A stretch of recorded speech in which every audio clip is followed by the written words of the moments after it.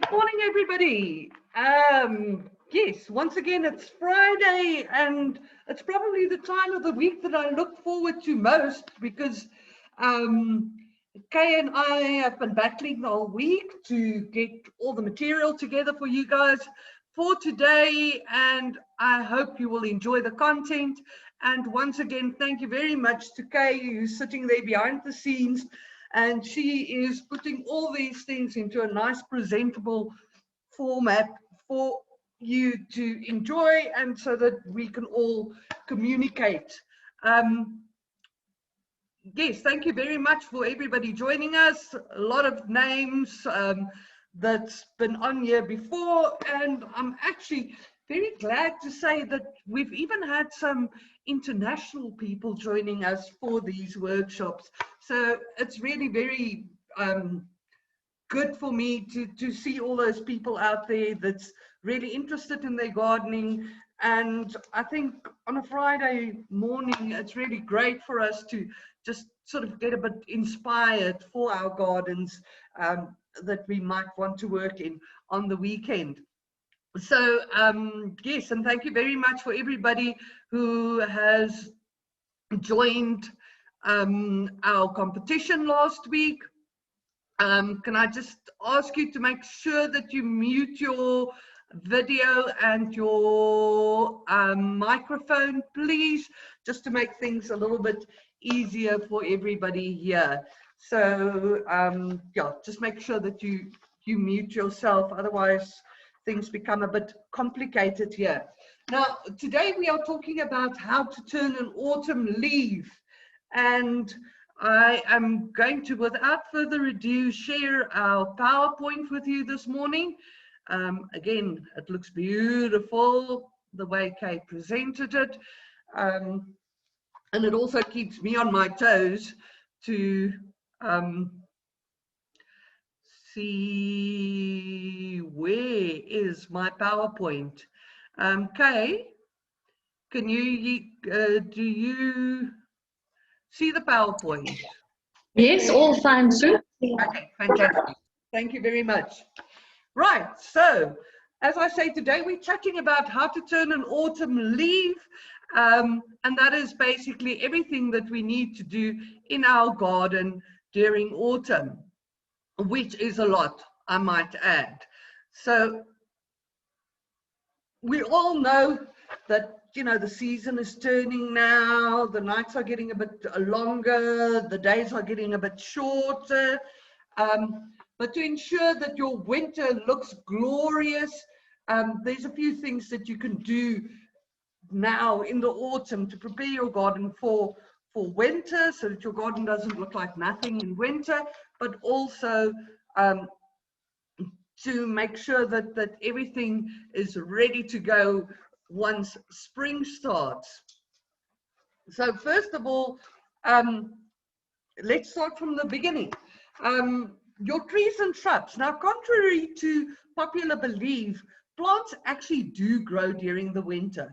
They might not be growing on top of the ground, but they are growing underneath the ground. In other words, the roots are getting established instead of leaves and flowers and things growing.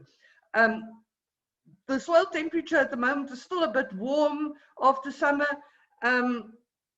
and it still gives those new things a great time to actually establish now during the autumn season. And as I say, the root growth actually takes place during winter, and in our conditions we do not have basically frozen soil, so that root growth will continue throughout winter.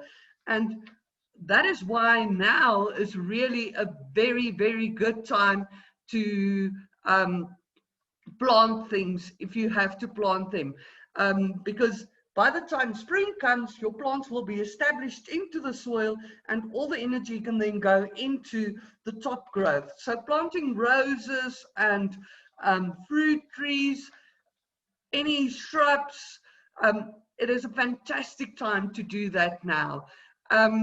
Just be careful, do not plant things that are cold sensitive, things like begonias, fuchsias, and plants like that. now, because they would not have established by the time the winter comes, and they might not have acclimatized. So it's better to plant those type of things in the spring. Now, the other thing, and we spoke about this last week, it's a fantastic time now to start planting your bulbs. The bulbs are starting to come into the nurseries now. Most of the daffodils and narcissus and ranunculus, they should be in by the end of the month. So place your order there. Remember your bulbs, plant them in loose, compost-rich soils. And if you want to, ranunculus and anemones, plant them at 2 weeks intervals, so that you can like prolong the flowering season. And then a nice little tip with ranunculus is to actually soak them in water overnight, not boiling water, but lukewarm water. That will sort of help the bulbs to then germinate quicker. Now, another thing that you need to do this time of year is you've actually got to replace your seedlings. And you would look at seedlings that would be flowering for the winter and then for spring. And you're going to start pulling out those old seedlings that are starting to look terrible after summer. And you are going to replace them with your winter seedlings, which will really give a great show during the winter. And not only your seedlings in the ground, but also your seedlings in pots. Remember, in pots, you can really sort of pay attention to your seedlings, you can feed them well, and that will allow you to get the maximum color out of them, especially in winter when things are a bit dull. Now, it's very nice to plant your seedlings with some Talborn seedling food too. It really works a charm. And, you know, if you do spend the money on buying seedlings, it's worth to spend that little bit extra to make sure that you are going to get the optimum results. Now, seedlings for sun would be your petunias, which basically flowers throughout the year, and they will thrive in the hottest parts of your garden. And then my favorite, pansies and violas. They're so versatile, they've got a prolonged flowering period, and the more you pick out the old flowers, the more they're going to flower. And your violas, you can even plant in semi-shaded areas and they will grow well there too. You can also plant them en masse, which will really make a nice display. They're great in containers and even in hanging baskets. Now, for the shade areas, it's definitely time for some primulas and primroses. Your primroses would start flowering earlier on. Primroses low growing, but they do tend to become perennials eventually if they can make it through the summer. So don't pull them out after summer. Your primulas, they would probably seed themselves and come up en masse this time of year after, you know, you've had them growing for a season. I remember my grandmother always on my birthday, she planted lots of primulas like in little jam cans, and by the time it was my birthday they were in like full flower, and I would always get a little can with beautiful little primulas for my birthday from my grandmother. So to me they definitely are quite special. Now, also remember to feed your seedlings. As I say, it is quite costly planting seedlings, so you really want to get the optimum results from them. And you can feed them with your Talborn seedling food. You can feed them with a multi-feed flower grow, nitrazole, anything that has a high flower component to the fertilizer. And the more you feed your seedlings, the more pleasure you will get out of them. Now, it's not only the time to plant seedlings for winter, but it is also now the time to plant your seeds. And some of those seeds you need to get in ASAP, like your Namaqualand daisies, which I'm sure we're all familiar with. Such a beautiful, bright sparkle in your garden, great for those very sunny areas. And then sweet peas, again, one of my favorites. You know, they're so lovely scented in spring, and they really make great picking flowers too. So get those ones in. If you are going to plant seedlings, seeds from sweet peas, again, soak them overnight in lukewarm water. That will help them to germinate quicker. And if you're not planting bush sweet peas, remember to put up stakes or a trellis for them to climb up onto. Now, this is also the time to be doing a bit of lawn enforcement.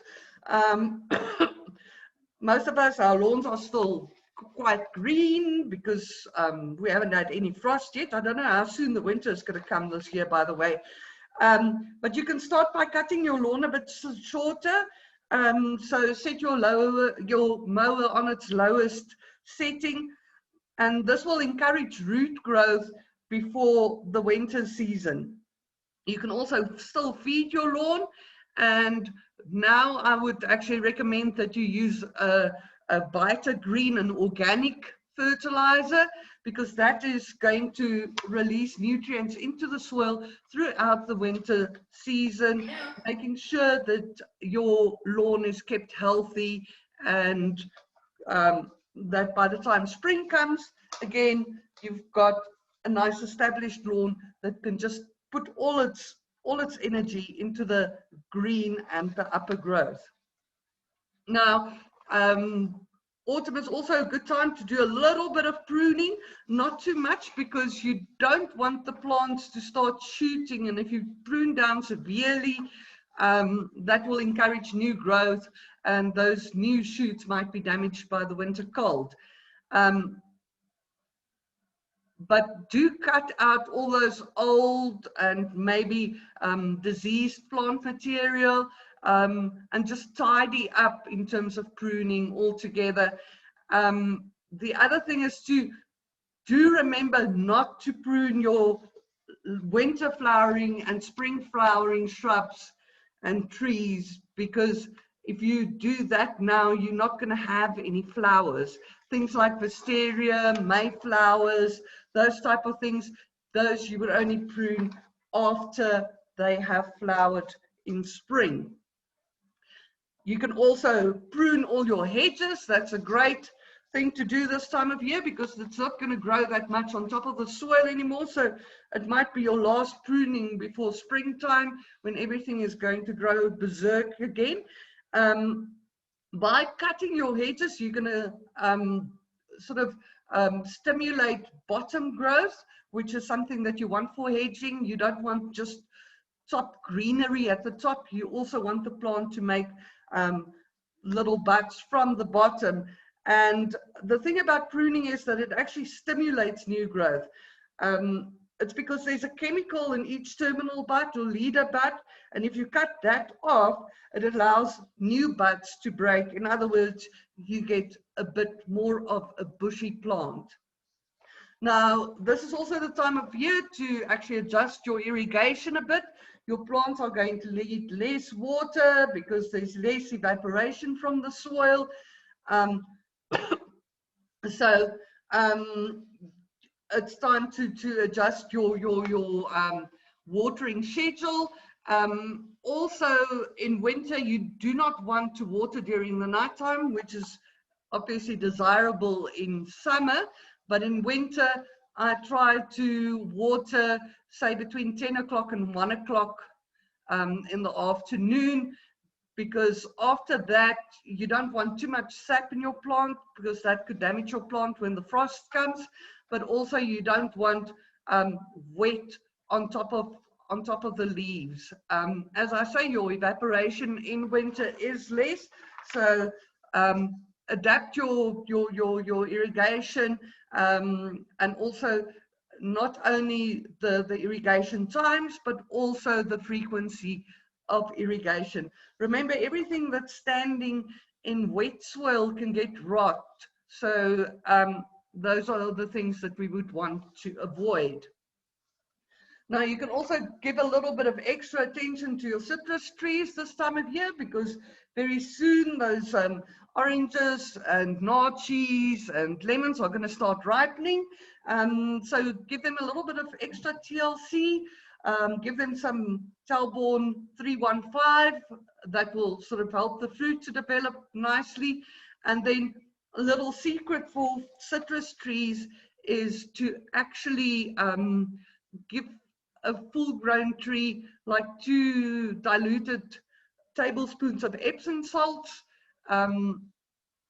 like once a month or so, and that will add vigor to your citrus tree. Also, look out for pests and diseases. You might have some citrusilla or some mold. In that case, you would need to spray with an insecticide or a fungicide, but do make sure that you use a contact insecticide or fungicide, and not a systemic insecticide or fungicide this time of year before your fruit is going to ripen. Now, one of the nicest tasks in autumn is to actually divide your perennials. And as we've said before, winter and autumn is a very good time to establish plants. So now is the time to divide your perennials. That is your agapanthus, your cannas, daylilies, irises, red oak pokers, some of the grasses, anything really that needs to be divided. Now, we did a workshop a while back on division, and I'm just going to quickly run through those basic principles of division again, because I think it's quite important in terms of, you know, getting dividing successfully. So first of all, the most important thing is you must not let the plant roots dry out once you've lifted them from the soil. Make sure your area where you are going to plant the new divided plants into is prepared already. Do not lift the plants and then prepare the area. Do not transplant in dry, hot weather, and that is another reason why now is such a good time, because it's not so hot and it's not so high. It's not so hot and it's not so dry. You can also not cad, it's recommended that you cut back foliage to reduce moisture loss and to promote root growth. And then the last thing is to keep those plants moist until they show signs that they've established. Now I'm just quickly going to run through a step-by-step guide on how to do division. So you're going to dig over your soil at about 25 centimeters with a garden fork. You're going to take out all the foreign objects.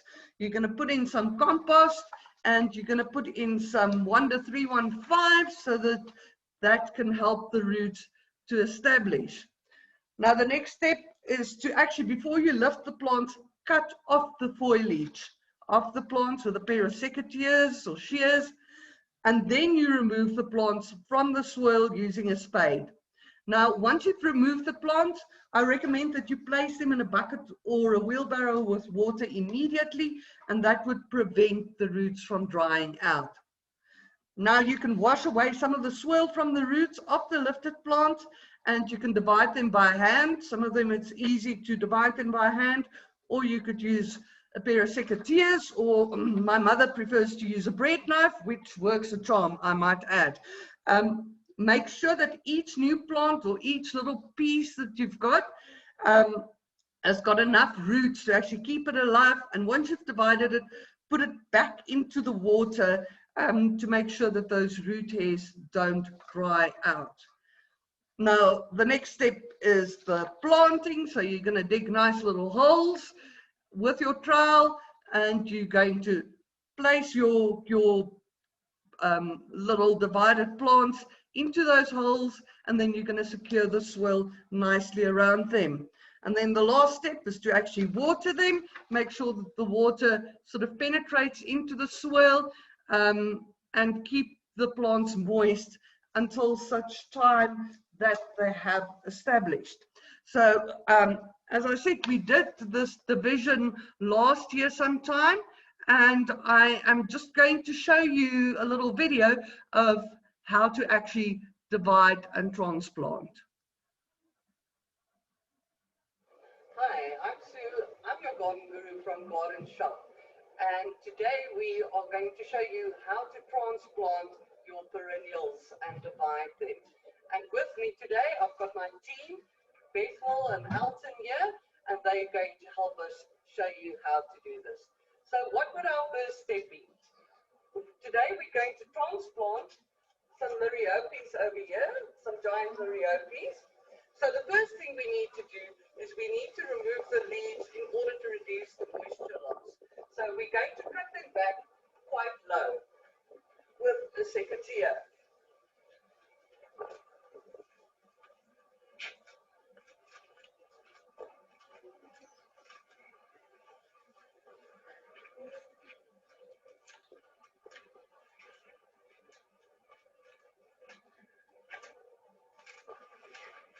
As you can see, we're cutting them really low because we want to reduce the moisture loss through the leaves, and we also want to stimulate root growth.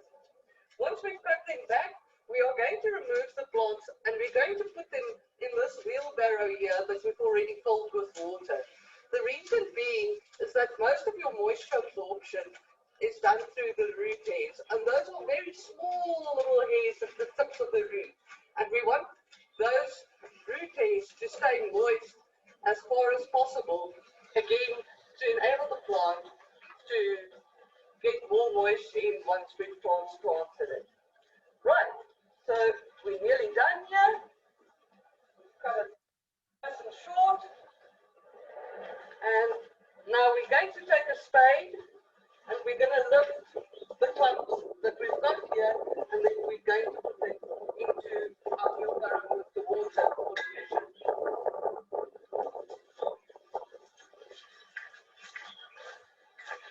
Sometimes it might be a bit tough, but you might even have to use a pickaxe or something like that to remove it.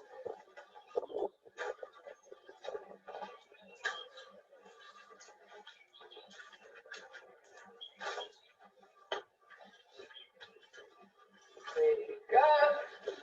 You can bring one of those clumps to us.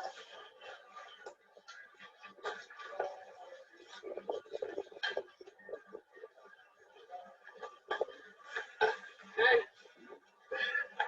there we go. Right, so we're going to wash off most of the soil here so that we can see what is happening. Okay.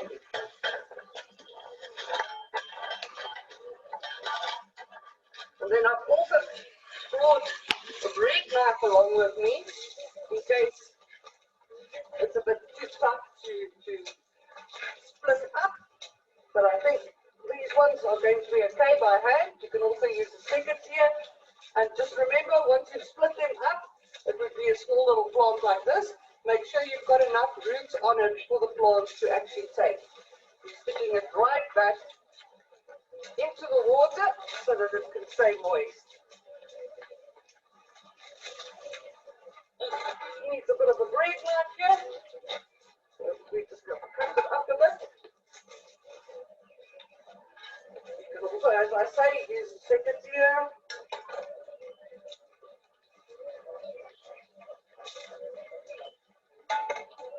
And make sure that you've got enough roots on your plants as you go along. Wash them up nicely. And we're putting them into that section here. Right. While Bethel is doing that, we're going to show you how we've prepared our soil. Now, first of all, we've dug over the soil about 25 centimeters so that it's nice and loose, because we're going to plant this entire area here with some of the Liriopes. And then we've got some compost here. Here. And we're going to spread some compost over this area. Nice thick layer of compost.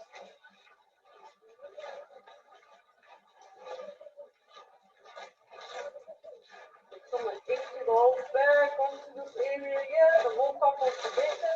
That's also going to help with the water retention, prevent the plants from drying out.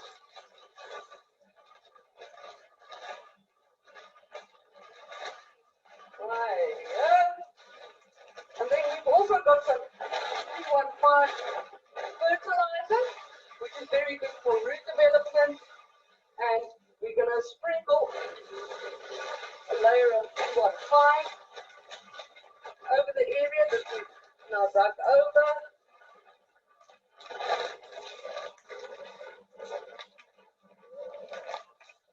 Nice layer over there.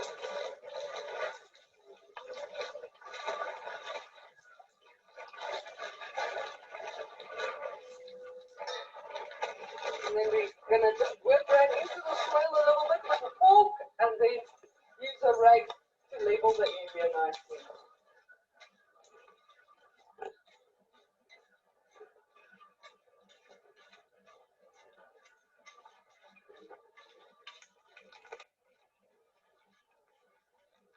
Working in the compost into the top layer here, along with the fertilizer.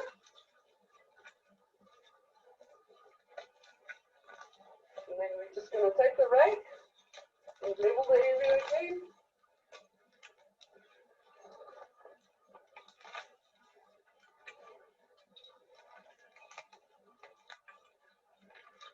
Right.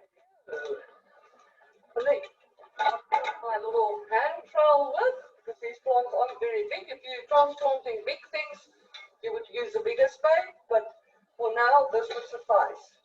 So we've prepared our area, and now we're going to place our divided Perennials. That's what's got no roots on it. And then we're just going to dig a nice little hole.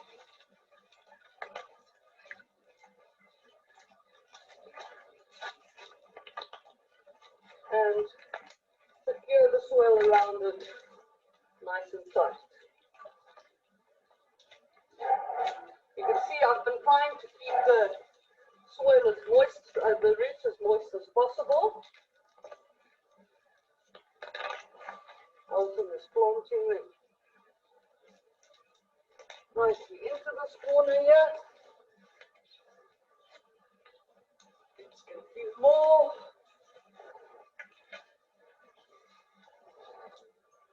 Make sure you've got roots on them for transplanting.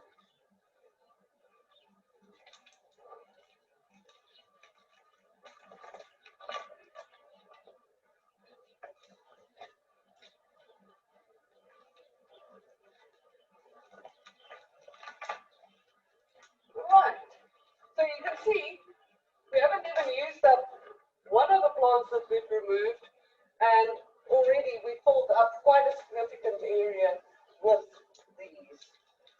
We're just going to finish planting these ones. You can see, make sure you secure them nicely around the root base. You don't want them to wash open once you start watering. And this time of year is a very, very good time to transplant and divide because it's not that hot and your moisture loss is a lot less.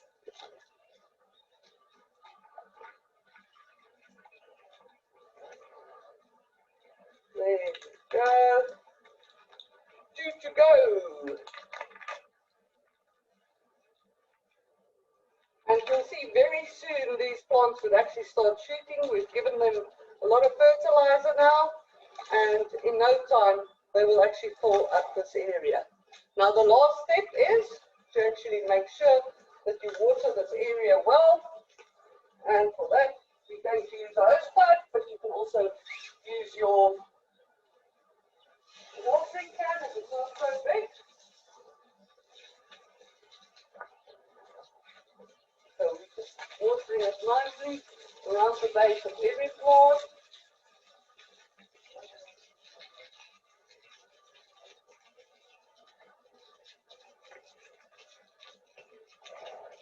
And that's our division done. Thank you very much for joining us for this meeting. And thank you to Bethel and Elton, my team, who's always there to help you if you need any help. My name is Sue, and I'm your garden guru from GardenShop, and you can get all my details on our webpage, gardenshop.co.za. Thank you very much.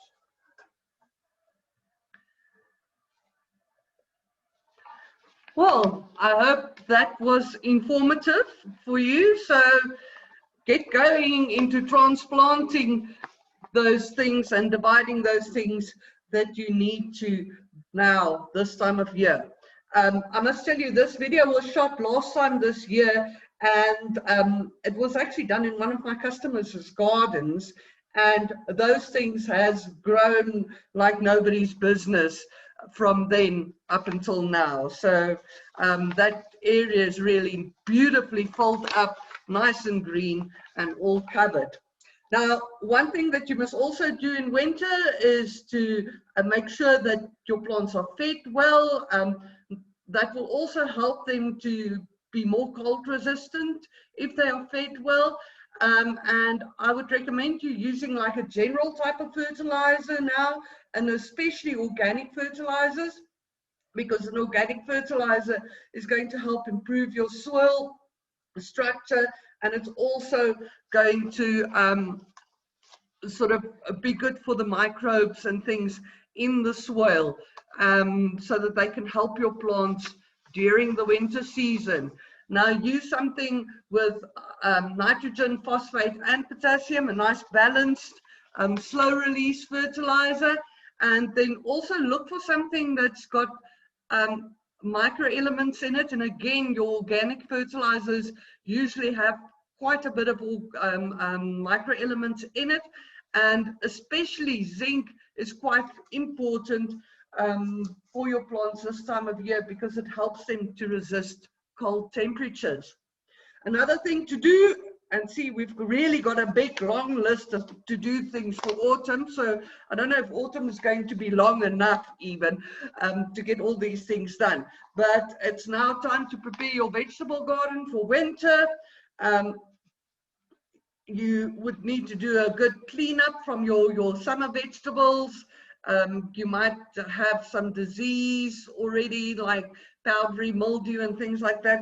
Remove those plants.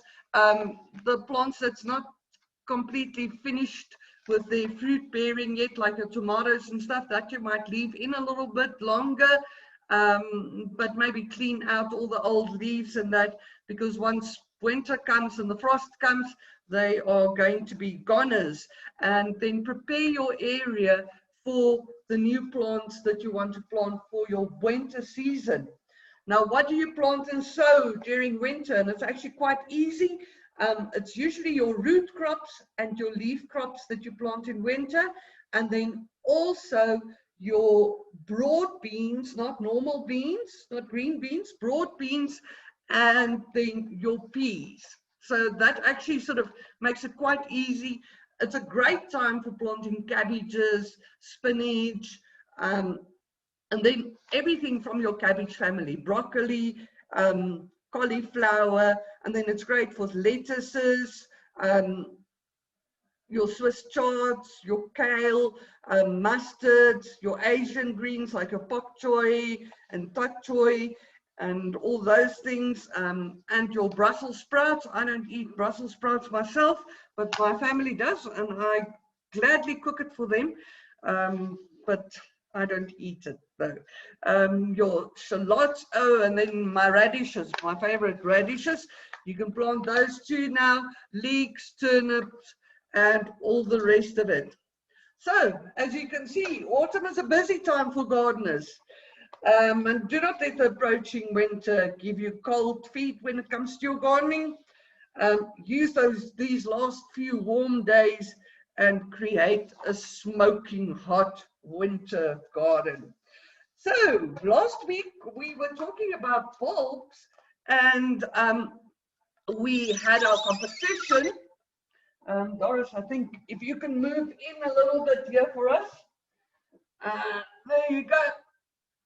I think everybody can see you. Doris has joined me here again for our little competition, and we had a gift packet of bulbs that we're going to give away today.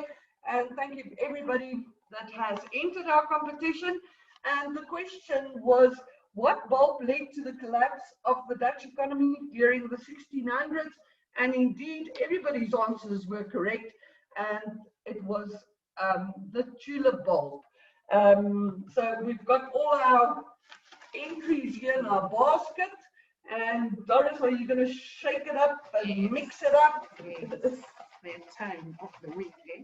Yes, it's that time of the week. And who is going to be our lucky winner there, Doris? There you are. Thank you. Let me open this. And